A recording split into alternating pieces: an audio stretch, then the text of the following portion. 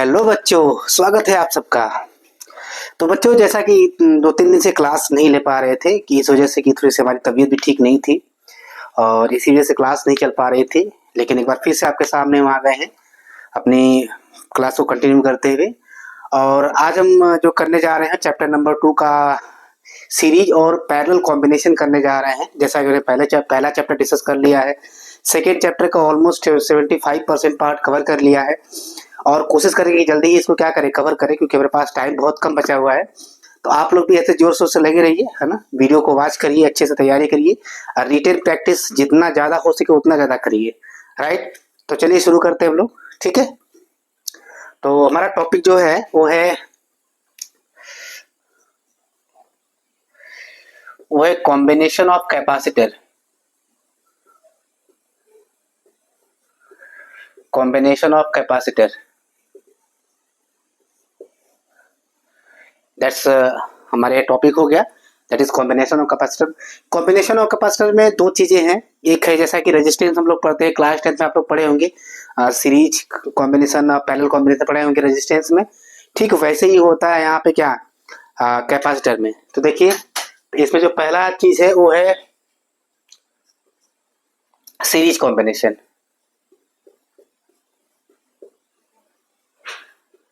Series combination,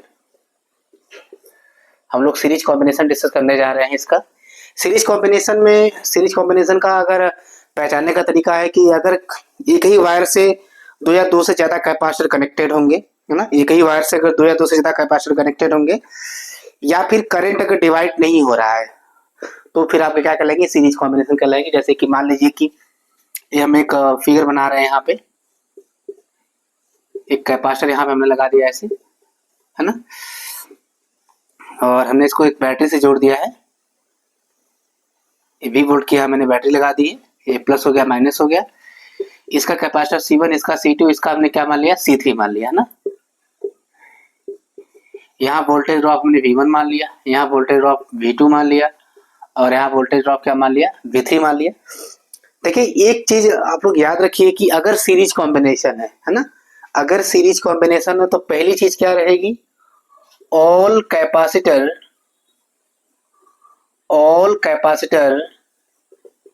get same charges, है ना। पहली बात आपको क्या देनी है कि अगर कैपेसिटर सीरीज में कनेक्टेड है तो सभी कैपेसिटर के ऊपर क्या होगा, सेम चार्ज अपीयर होगा, गेट सेम चार्ज, राइट। दूसरी चीज आपको ध्यान देनी है कि ईच कैपेसिटर गेट्स या ईच कैपेसिटर गेट डिफरेंट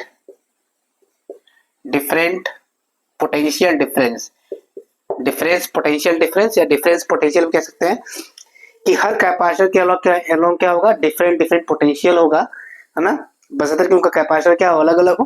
ठीक है, तो इनकी पहचान है। तो देखिए इनको कैलकुलेट करने का तरीका क्या है। तो कैलकुलेट करने के तरीके का हम लोग जाएंगे तो हम लोग समझते हैं कि मान लीजिए कि यहाँ से अगर चार्ज चलेगा तो चार्ज जो होगा वो करंट के फॉर्म में ही चलेगा, राइट। तो चार्ज यहाँ से चलेगा, मान लीजिए क्यू चार्ज यहाँ से चला तो सारे कैपेसिटर पर क्या होगा, क्यू चार्ज ही अपीयर होने वाला है। यहाँ पे जो चार्ज चला, क्योंकि चार्ज जो फ्लो करता है उसी को तो हम लोग करंट कहते हैं। तो मेनली क्या होता है, चार्ज ही तो फ्लो करता है, ये चार्ज यहाँ से फ्लो कर रहा है, राइट। तो इस पर कितना चार्ज गया, इस पर कितना, सबका अलग अलग पोटेंशियल निकालते हैं। तो देखो सबसे पहले निकालते हैं पोटेंशियल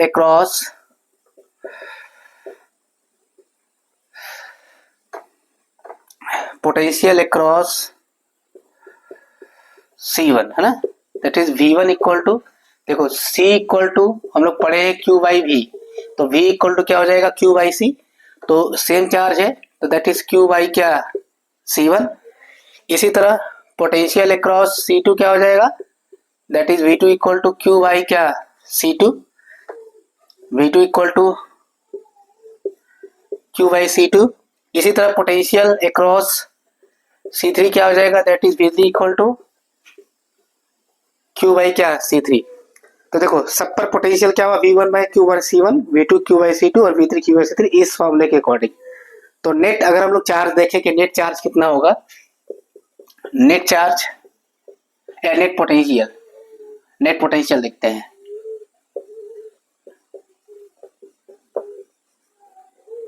देखो जो नेट पोटेंशियल जा रहा है, ये जो पोटेंशियल है ये ना तीनों पार्ट में डिवाइड हुआ अलग अलग, यहाँ भी डिवाइड हुआ, यहाँ भी डिवाइड हुआ और यहाँ भी। तो नेट पोटेंशियल जो हो जाएगा that is V equal to V1 plus V2 plus क्या V3, या V इक्वल टू देखिए V1 निकालें Q1 Q by C1 plus Q by C2 plus Q by C3, तो जाएगा Q by C1 plus Q by C2 अब plus क्या Q by C3। और अगर Q कॉमन ले लें यहाँ पे, अब जो देखिए यहाँ पे हम लोग V को हम लोग Q बाई C लिख दे रहे हैं। Let equivalent capacitance of the network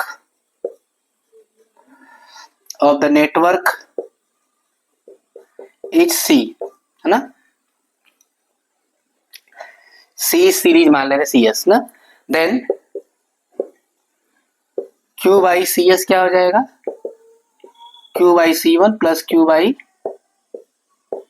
C2 plus Q by क्या C3, Q सब में से कट जाएगा तो जाएगा 1 by CS equal to 1 by C1 plus 1 by C2 plus 1 by क्या C3। ये आपका हो गया क्या सीरीज कॉम्बिनेशन में। तो सीरीज कॉम्बिनेशन में रेजिस्टेंस में हम लोग जो पढ़ते हैं वो होता है R equal to R1 plus R2 plus R3, आप लोग ये पढ़े होंगे ना, ये आप लोग पढ़े होंगे, लेकिन कैपेसिटर में इसका जस्ट रिवर्स चलता है, ठीक है ना। तो देखिए ये सीरीज कॉम्बिनेशन मैंने यहाँ पे पढ़ लिया है। सीरीज कॉम्बिनेशन कैसे हम लोग चलेंगे आपको ध्यान देना है बात। अगर सीरीज कॉम्बिनेशन में क्या रहेगा, ध्यान आपको क्या देना है कि सभी कैपेसिटर पे क्या होगा, सेम चार्ज होगा। दूसरी बात क्या देना है कि सभी कैपेसिटर के क्रॉस क्या होगा, पोटेंशियल ड्रॉप अलग अलग होगा, राइट। इसको नोट कर लीजिए, ठीक है। हम लोग आगे बढ़ते हैं थोड़ा, आई होप कि आप लोग वीडियो पॉज करके इसको नोट कर लेंगे। तो चलते हैं हम लोग अगले टॉपिक की तरफ।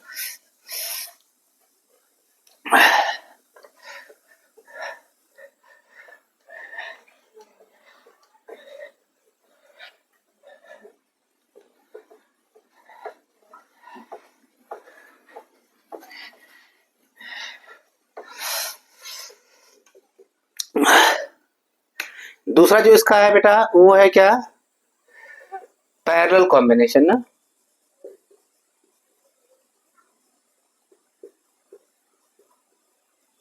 पैरेलल कॉम्बिनेशन, ठीक है ना। तो पैरेलल कॉम्बिनेशन में देखिए हम लोग क्या करते हैं कि पैरेलल कॉम्बिनेशन जैसे सीरीज में क्या होता है कि अगर दो या दो से ज्यादा वायर, दो या दो से ज्यादा कैपेसिटर अगर एक ही वायर से कनेक्टेड होंगे तो क्या कहलाएगा, सीरीज कॉम्बिनेशन कहलाएगा।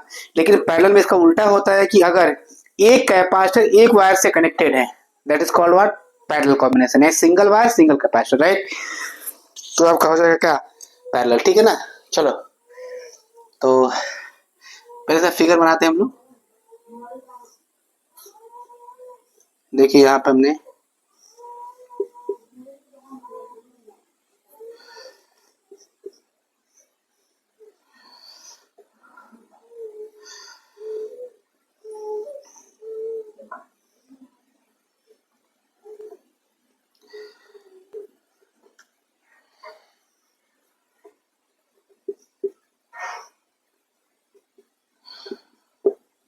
V C1 C2 and C3, C1 C2 और क्या C3 हो गया। देखिए और पहले चीज ध्यान दीजिए, इसमें पहला चीज क्या है कि each capacitor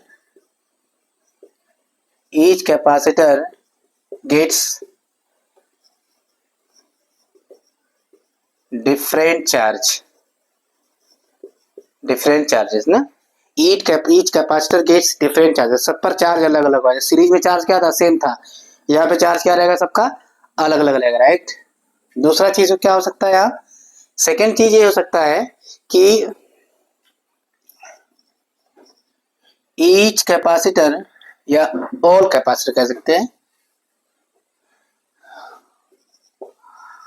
all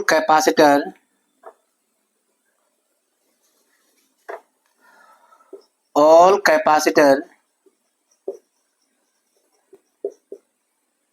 gets same potential.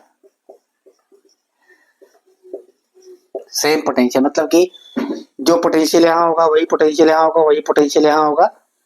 अगर यहाँ पे कोई और अदर कैपेसिटर कनेक्टेड नहीं है तब, और वो पोटेंशियल होगा बैटरी द्वारा लगाए गए पोटेंशियल के बराबर हो जाएगा। यानी कि ये जो पोटेंशियल है बैटरी यहाँ लगाए हैं V वोल्ट का, यही पोटेंशियल क्या होगा सब पे जाएगा, राइट। तो सबसे हम क्या करेंगे, मान लीजिए यहाँ से Q चार्ज यहाँ से चलेगा और Q चार्ज यहाँ से वापस आएगा, तो इस पर चार्ज गया क्या Q1, इस पर चार्ज गया क्या Q2, इस पर चार्ज क्या जाएगा दैट इज Q3, है ना। तो सब पर अलग चार्ज निकालते हैं। देखिए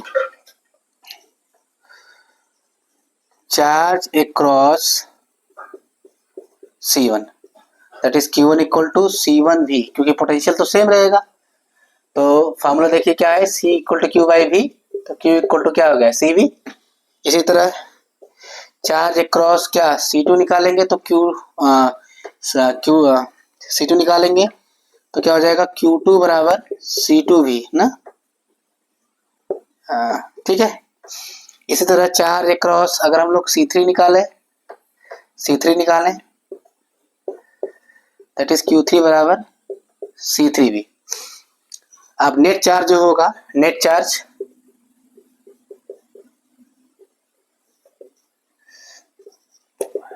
Q1 प्लस Q2 प्लस क्या Q3, Q बराबर Q1 plus Q2 plus Q3,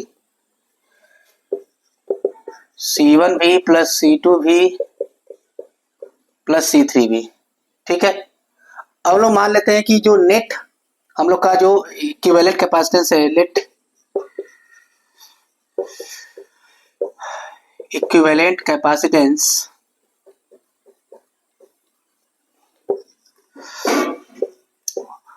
of the network is CP मतलब पैरेलल, ठीक है ना।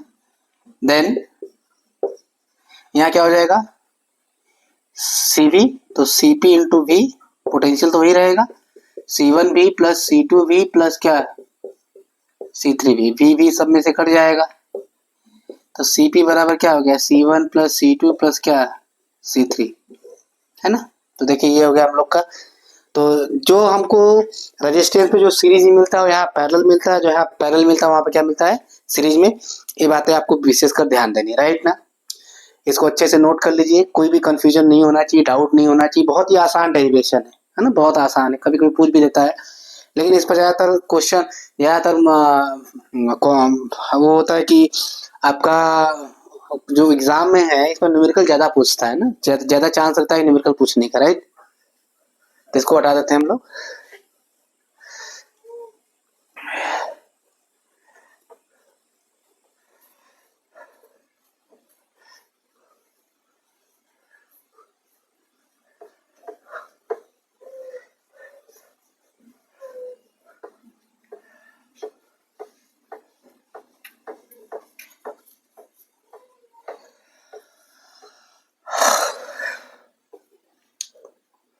चलो अब ऐसा चीजें देखते हैं हम लोग।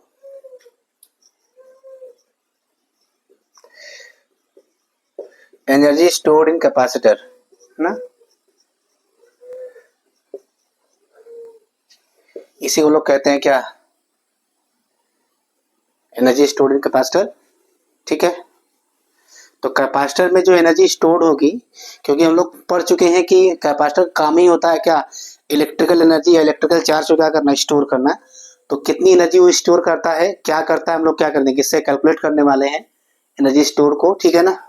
तो किसी भी कैपेसिटर को चार्ज करने में ना, किसी भी कैपेसिटर को चार्ज करने में जो एक्सटर्नल सोर्स के द्वारा जो वर्क किया जाता है वही वर्क हम लोग क्या कहलाता है वही वर्क क्या कहलाता है एनर्जी स्टोर्ड इन कैपेसिटर कहलाता है, या electric potential energy of capacitor कहलाएगा, राइट। सो अगर इसको हम लोग लिखना चाहें तो क्या लिख सकते हैं,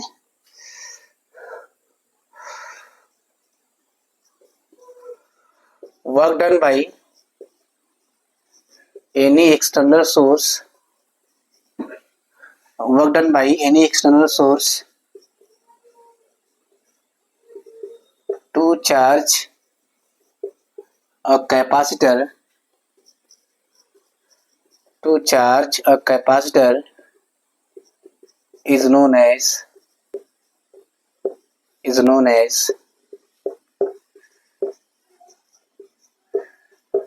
एनर्जी स्टोर्ड। ठीक है, is known as what, energy stored. तो जो भी एक्सटर्नल सोर्स क्या करेगा, एनर्जी को जो वर्क डन जो करेगा वही आपका क्या कहलाएगा, एनर्जी स्टोर कहलाएगा। तो इसको कैसे कैलकुलेट करेंगे हम लोग, तो देखिए पहले वर्क डन कैलकुलेट करते हैं, क्योंकि हम लोग इससे पहले जो पढ़ चुके हैं पोटेंशियल में V equal to W by Q होता है, और W इक्वल टू क्या लिख सकते हैं हम लोग, V इंटू क्यू लिख सकते हैं, या Q इंटू V लिख सकते हैं, राइट। अब मान लीजिए कि कोई भी, यहाँ पे कैपेसिटर की बात नहीं हो रही है, आप कोई भी कंडक्टर भी ले सकते हैं, जो कि कोई भी कंडक्टर ले सकते हैं जो चार्ज को स्टोर कर सकता है, वो भी हो सकता है, क्योंकि स्फेरिकल कंडक्टर भी क्या करता है, चार्ज स्टोर करता है, जैसा कि हमने अर्थ के बारे में जाना था। ठीक है ना, तो कुछ भी ले सकते हैं, ठीक है ना, कैपेसिटर या कंडक्टर। तो मान लेते हैं कोई भी हम लोग ऑब्जेक्ट ले लेते हैं, कैपेसिटर या कंडक्टर, तो उसका कैपेसिटेंस क्या है, C है, उसका कैपेसिटेंस क्या होगा, C होगा। तो वर्क डन क्या होगा, देखिए let dW be the work done to charge a capacitor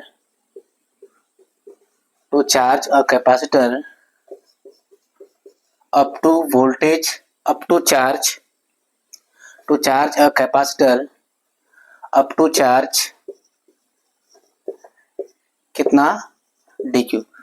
तो dq चार्ज मान लीजिए है ना, तो dw बराबर क्या लिख सकते हैं हम लोग, v इंटू dq। इस फॉर्मूले के अकॉर्डिंग यहाँ d लगा दिए, यहाँ dq लगा दिए, तो छोटे चार्ज को स्टोर करने में कितना है, dw। dw इक्वल टू हो सकता है आप लोग का v बराबर होता है q बाई सी, तो q बाई सी इंटू क्या, dq, q by C into dq, right. अब लोग क्या करते हैं कि इसको इंटीग्रेट करते हैं, ऑन इंटीग्रेटिंग,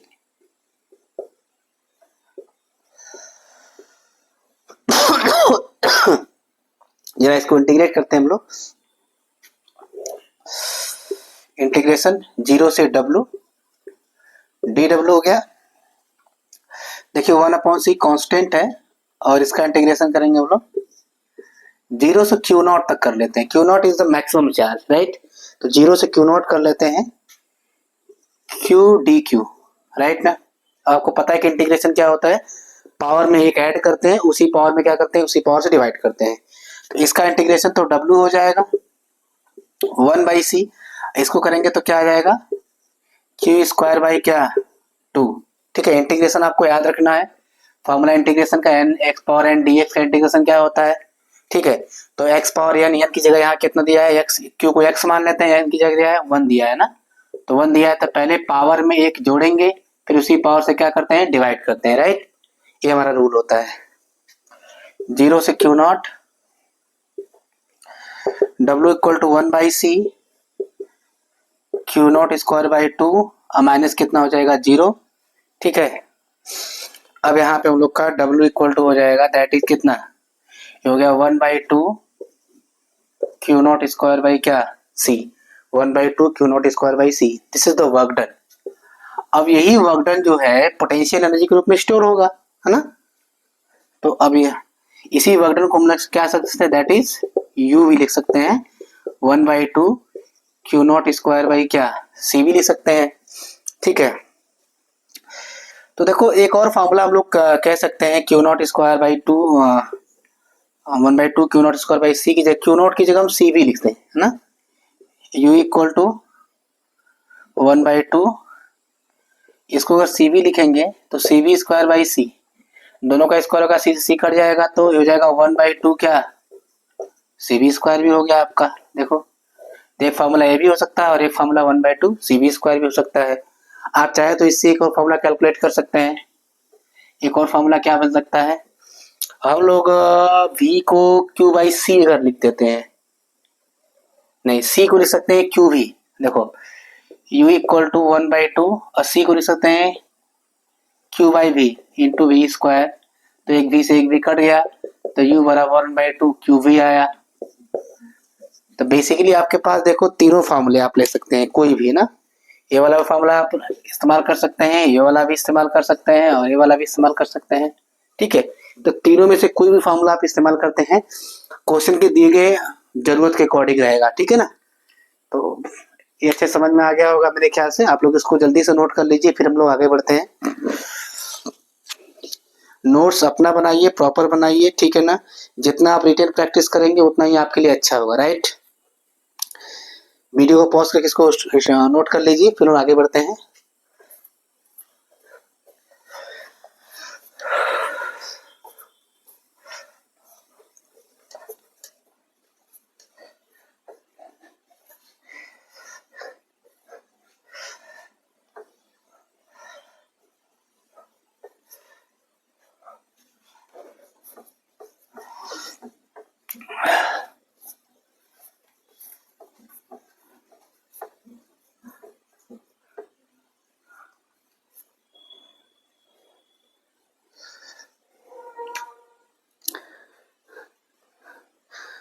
आज का एक लास्ट टॉपिक डिस्कस कर लेते हैं, दैट इज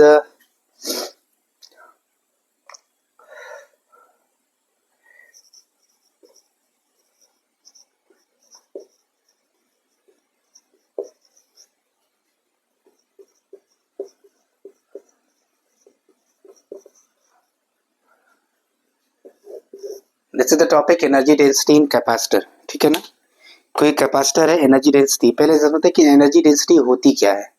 ठीक है, जो एनर्जी डेंसिटी होती है दैट इज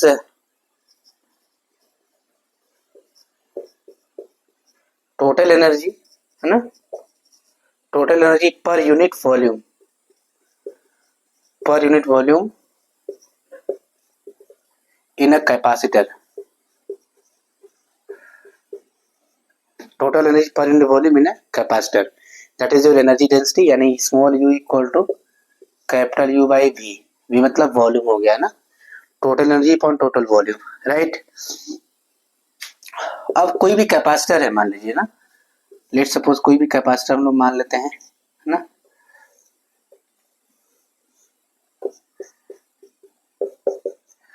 इस पर प्लस चार्ज होगा, प्लस सिग्मा होगा, इस पर माइनस सिग्मा होगा। सभी लोग जानते हैं शुरू से डी है बीच की डिस्टेंस, बीच में एक डाइलेक्ट्रिक है पूरा भरा हुआ है, ठीक है ना। इसका प्लेट एरिया क्या है, ये है दोनों का, ठीक है। तो हम लोग यू पहले क्या लिखेंगे, यू हमारा फॉर्मूला क्या है, 1/2 CV स्क्वायर, है ना। एनर्जी स्टोरिंग कैपेसिटर भी पीछे ही पढ़ा है।